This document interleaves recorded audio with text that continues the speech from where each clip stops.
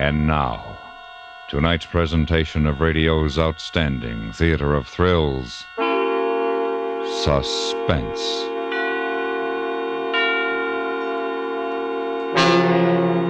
Tonight, we bring you a story of intrigue and ideological murder. So now, starring Mr. Ben Wright, here is tonight's suspense play, The Music Lovers.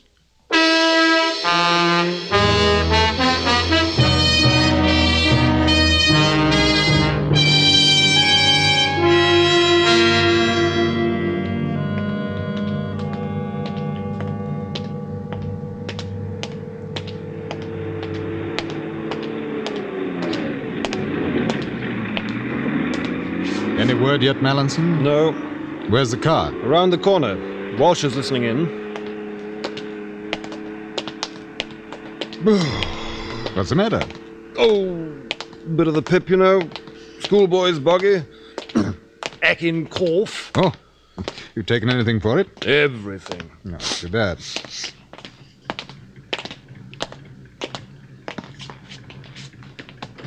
Just got a standby from Sergeant Flint, sir. Good. Shove over, will you? It's cold standing out here.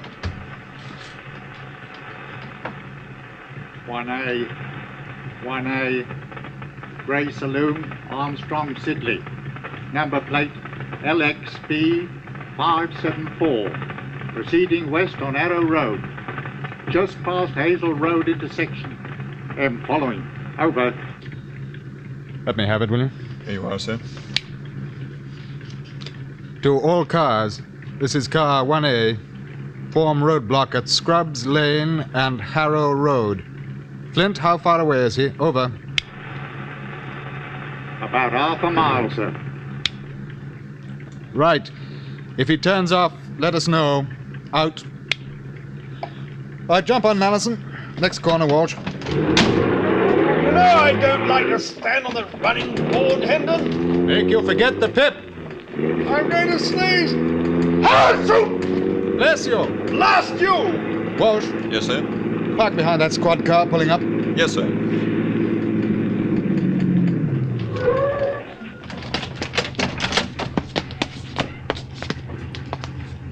Hope he smashes into the lot of us. Serve you right. Serve him right, too. Well, now all we have to do is wait.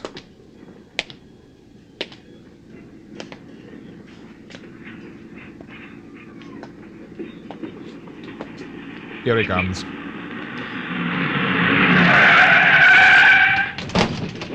Hold on, you! It's all right, Mallinson. They've got him. Have a look in the car, will you? Right. Let go! My arm! My arm! Stand still. That's better. This the man you want, sir? That's the one. Now, you wish to make a statement? Ask mine. Where's Jeffrey Spencer? Don't know what you're talking about. Hendon, Yes? would you come here for a second? What's up? In there. Back seat. It's Spencer. Oh?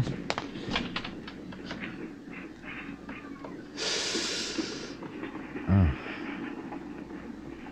Dead? I don't think so. But from the looks of what they've done to him, he should be. He was dying. A slow, sad death. There was no comfort in his leaving. No face or voice of a loved one. Only men in uniform. Strange men who wanted to be kind but couldn't. Jeffrey Spencer was a statistic. Aged 37. Employed by Staines Aircraft Industries. Senior engineer. Associate designer of experimental jet aircraft HX331. Romanticized as Staines Super Hawk. Jeffrey Spencer. Missing for 6 days. Believed kidnapped by agents seeking classified information on HX331. A statistic lying in the back seat of a gray car. A beaten, smashed body, eyes staring up, full of pain, full of tears. Ambulance is on its way. Is he conscious? Yes. Has he said anything? He can't very well. Oh.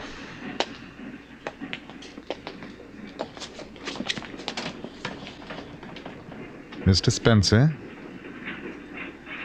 Can you hear me? Just blink your eyes twice if you can. Good. We'll have you in the hospital very soon. Do you know who the men were who did this? Just blink your eyes once if you want to say no. You've never seen them before? I see. They tried to get information from you about the new jet aircraft? Did you give it to them? Good man. Do you know how many there were? 5? 4? Uh-huh. Yes. Were they English or foreign? Mr. Spencer? Mr. Spencer?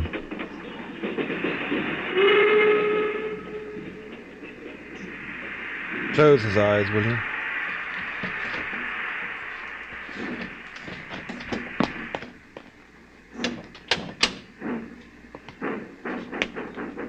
Was he very brave or very stupid not to tell them? I don't imagine he thought much about it at the time. Excuse me, sir. We've identified the driver, sir. Harold Gibson. Lives across the road. Oh, yes, I know who he is. Must have been coming home. Now, what the devil was he going to do with Spencer? He doesn't say anything, No, sir. Bad bargain, this one. All right. Sergeant Flint here yet? Yes, sir. He's waiting with the prisoner. Good. Look here, Hendon. There's a nice, quiet, empty shop over there. Why not let me take Gibson behind it? I'll find out who the others are. Don't you think I'd like to do that myself? Come on, we'll see what we can do.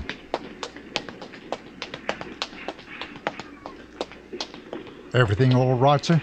No, Flint, it isn't. Oh, Gibson. The man in the back seat is dead. He was beaten and tortured, and you're under arrest for murder. I don't know nothing about that. I didn't even know anybody was back there. Really? Well, before we take you down to the yard, we're going to find out one or two things from you. Take my bitter oath you don't. Oh? Inspector Mallinson, where did you say that empty shop was? Across the road. Of course, I was there. Right. Hey there, what's going on here? Sergeant Flint. Yes, sir. Detective Walsh. Yes, sir. This is going to be absolutely against regulations. You understand? Yes, sir. What are you going to do? We're all going for a nice walk across the road.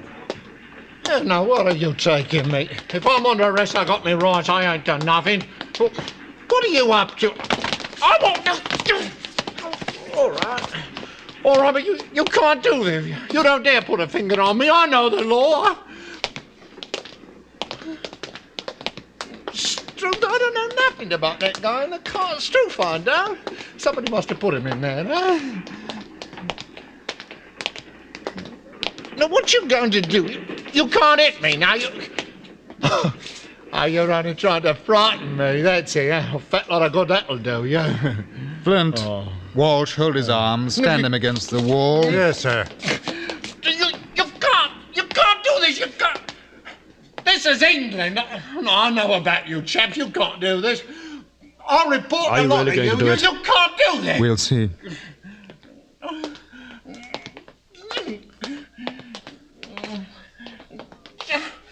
Let go of me. Now, loosen his tie and collar button, will you? Yes, sir. That's better. Now, Mr. Gibson, I think we're ready. No. No, I want you to have a picture in your mind of Jeffrey Spencer's face when you and your friends were finished with him. I never. We'll start with the names of the other men. There were 4 of them, right? I don't know. I mean, there were. What was your part in it? Just reaching for a cigarette, Mr. Gibson. You're quite nervous tonight, aren't you? ever notice where the flame's the hottest, Mallinson? Oh, yes, I suppose on the... The cigarette tip's even hotter, though. You wouldn't. You... Now, Mr. Gibson, I'm going to tell you something. You took a chance, for whatever reason you had, to engage in work against a man who had done you no harm and against this country. Well, now the man is dead, and the country, as you know, is in danger. As a policeman, I would be remiss in my duty were I not to at least venture an equal chance to get information from you. It's against the law. It's against the law. So is murder. Now, the names of the other men? No, you let me go. Let me go! Now, you men are all witness to the fact that the prisoner is attempting to escape. If his arm is broken in the process, it's completely within the law. So, All right. I swear it. I don't know who they are. They paid me to hang about while they tried to get Spencer to talk, that's all. I was to drive him away when they'd finished. that's much better. Now, who hired you for the job? Chap at the aircraft factory. Staines Aircraft? Yes, I was a sweeper. Bloke asked me if I wanted to make a few quid. That's all. You work there too? I don't know. I never seen him before. Come up to me as I was leaving. It was outside the gate. Well, why should he pick you?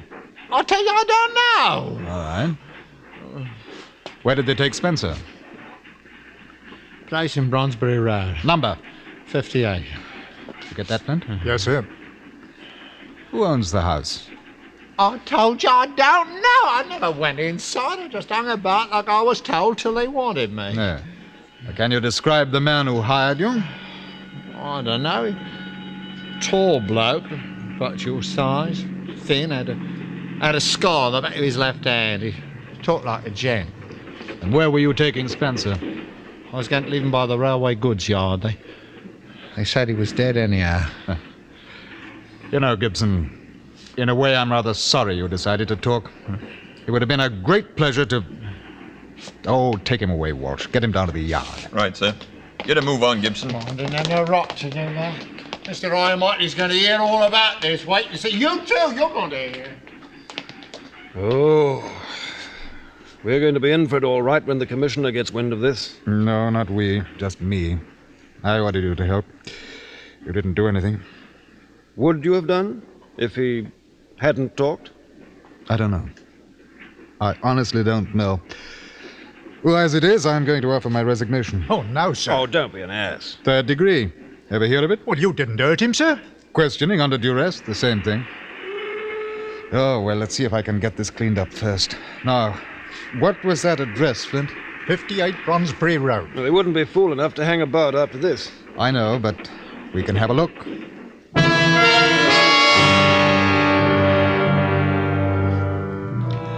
We had already known a number of things about Harold Gibson. Among them, the fact that he was employed by Staines Aircraft Works. The fact that he was a member of a subversive group which, up to that time, had engaged in nothing more physical than the passing out of pamphlets. However, Special Branch had learned, after the kidnapping of Geoffrey Spencer, that this group was immediately involved. We'd put a close watch on Gibson, believing that he might lead us to the kidnappers. What we didn't know when we arranged for his arrest was that he had picked up the body of Spencer from the address on Bronsbury Road. Somehow he must have given our men the slip. Inspector Mallinson, Sergeant Flint, and I drove out there. We took 2 squad cars with us, and I had an idea that we were going to find number 58 Bronsbury Road vacant. But I was wrong. Pretty swank looking. 4 cars, lots of lights, quite a party going on. Nice party. They don't fool about when they play murder.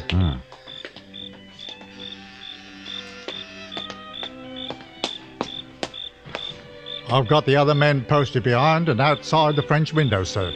All right. Ring it again, will you, Mallinson?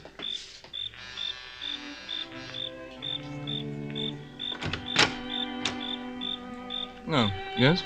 Scotland Yard, Chief Inspector Hendon. Yes? May we come in, please? I don't understand. Was there something the matter? A great deal, sir. But I'm having a little music. My friends. I think you've made a mistake. Oh, this is 58 Bronsbury Road. Yes? Who is it, dear? The police, Jenny. I can't imagine. Don't leave the door open, dear. There's a draft. Won't you come in, please? Thank you. talk to them in the study, Leslie, and do hurry, dear. Oscar's promised to play Beethoven next. Excuse me.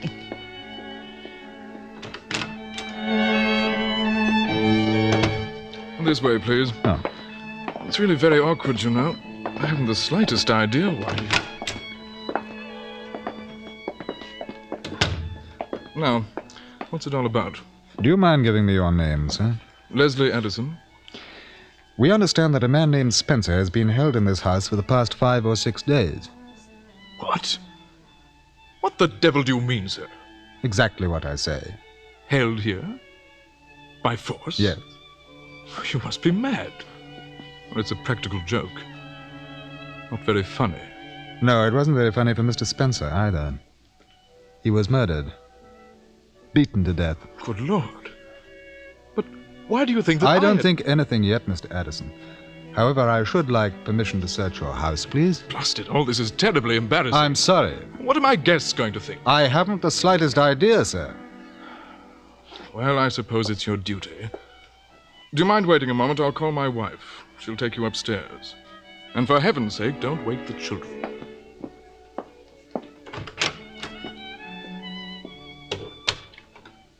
Sounds as if our friend Gibson was lying to save his skin. I think we've made a bloomer, old boy. Do you? I don't. Oh? Gibson said a man approached him outside the aircraft works, remember? Tall, thin man, about my height. Oh, yes. Have you noticed the back of Addison's left hand? No. No, I didn't. I did. Nasty scar on it. Man who hired Gibson had one, too. Mr. Leslie Addison.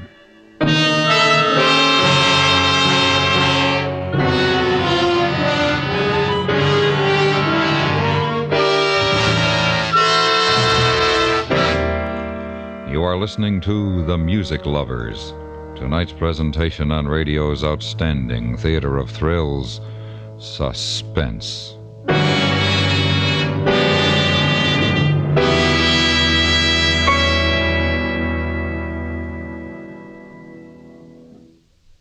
With uncanny astuteness and with unmatchable speed, the FBI in Peace and War breaks open a vicious multi-state racket in the shipment of perishable foods by playing on the greed of the wife of one of the racketeers involved in the tense story you'll hear over most of these same stations tomorrow night. If you like your drama packed with action, you'll really get a charge out of The Troublemaker, tomorrow night's thriller on the FBI in Peace and War. And now we bring back to our Hollywood soundstage Mr. Ben Wright, starring in tonight's production, The Music Lovers, a tale well calculated to keep you in suspense.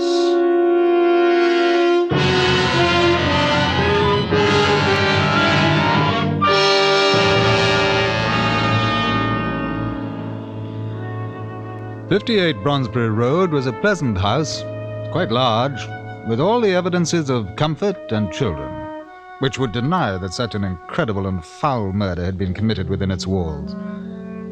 I left Flint and Inspector Mallinson to search the downstairs floors, and with Mrs. Addison went up the staircase. The whole thing seemed quite impossible.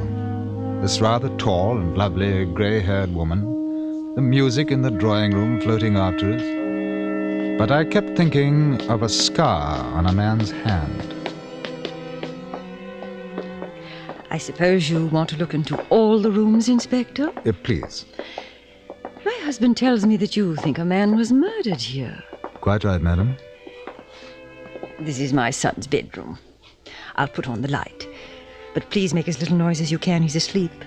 Only 9, you know. Of course.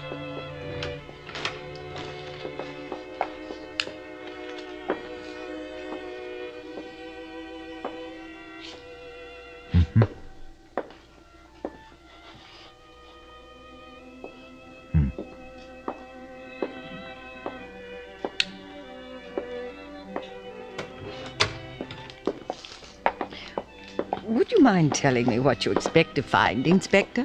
Where murder has been committed, Mrs. Addison, we look for anything that may help us in a solution. Oh. My daughter's room. Ah. She's 13. A likely age for a murderess, don't you think?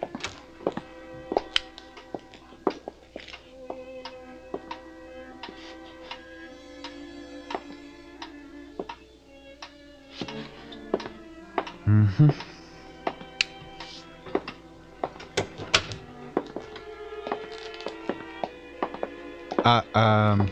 That door.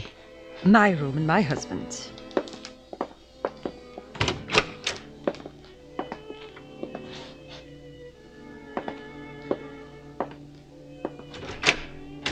You'll find no skeleton in that cupboard, Inspector.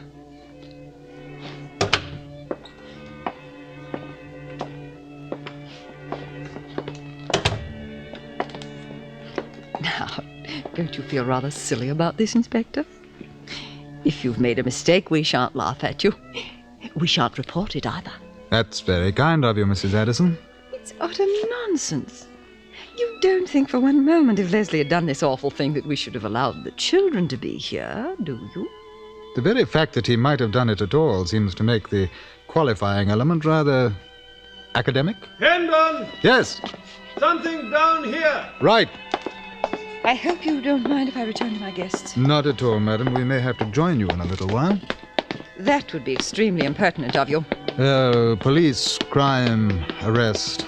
They're all impertinent, Mrs. Addison. I find your manner unspeakably rude. Both my husband and I have tried to help because we thought this was an important police matter. We shall report it to the commissioner in the morning. As soon as you have finished your ridiculous search, I must ask you to leave the house.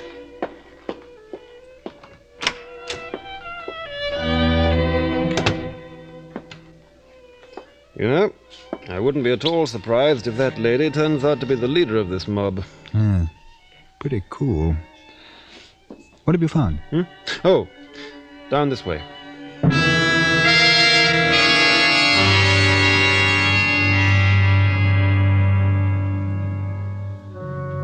We were quite convinced by now that this house harbored the core of a fanatic group whose seeming harmlessness made their operations all the more dangerous.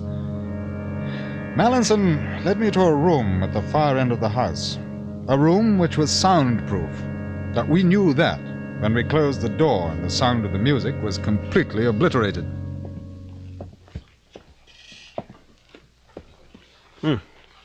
Looks quite inoffensive, doesn't it?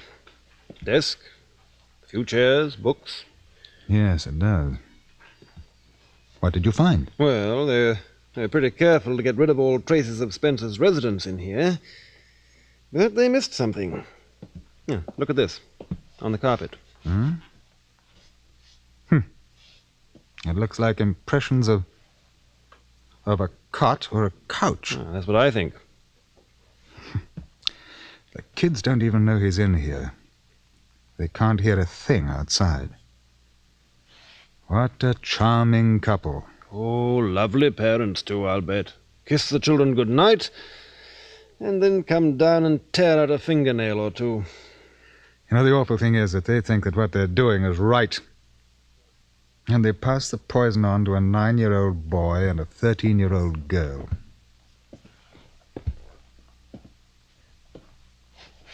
Hello. Did you see this? What? Yeah, under the desk. They should have watched him more carefully. It looks like a stain, a copy or tea or something. Yes, it is. Convenience stain. Spells G.S. See? He left his calling card for us. Geoffrey Spencer. That does it. Right. Oh, this is going to be a nice thing for the kids upstairs. Mother and father arrested for murder and treason. Yes, well, maybe it's better for them now than later. What the devil are we going to do with them? Well, we'll take them along and then investigate relatives. If we find somebody with a healthy mind, perhaps they'll take them in. Come on, let's get it over with.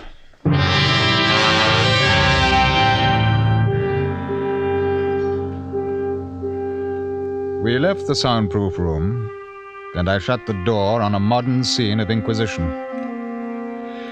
There were 8 people in the drawing room, including the Addisons. It was an extraordinary tableau.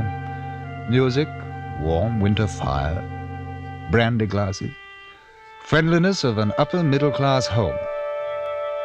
And the people, the only dissonant note. They watched us come in, wary, perhaps a little frightened. And as I looked at the faces, I wondered how many of them shared the guilt. Are you satisfied now, Inspector? Yes, thank you. I'll see you to the door. Mrs. Addison, will you please wake up your children and get them dressed? I'll wait. I think this has gone far enough. Leslie, ring up Scotland Yard. There's no point to it, you know. Now, if you have any feelings at all for your children, you'll make it as easy as you can for them. How dare you invade the privacy of my home? Come out with this frightful accusation.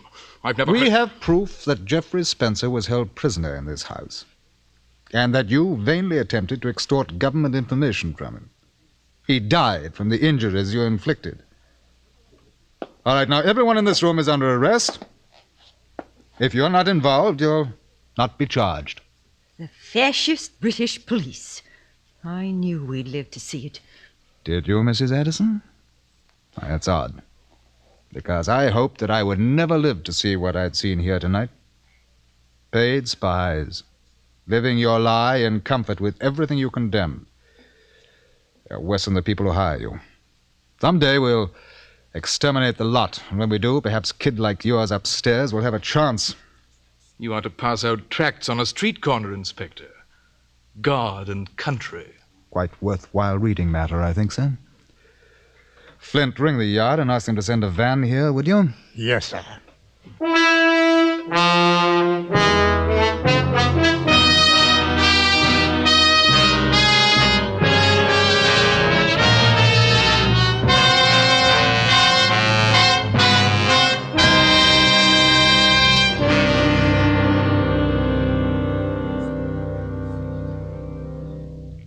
Suspense, in which Mr. Ben Wright starred on tonight's presentation of The Music Lovers. Next week, Suspense will be heard at a new time. Be sure to check your local newspaper and join us when we again bring you another presentation of radio's outstanding theater of thrills, Suspense.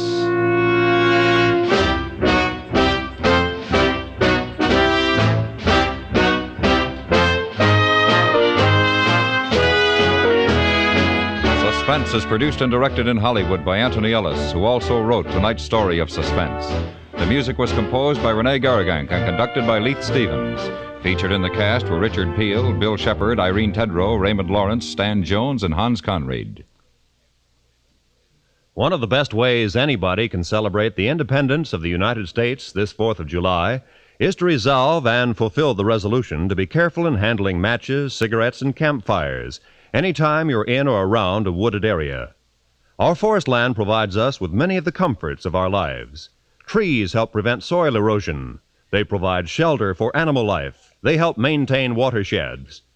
And if we were to count up the number of wooden objects that each of us uses during the course of a single day, the number would be staggering. If you love America, help protect one of our greatest natural resources. Help prevent forest fires. Stay tuned now for 5 minutes of CBS News, to be followed on most of these same stations by My Son Jeep.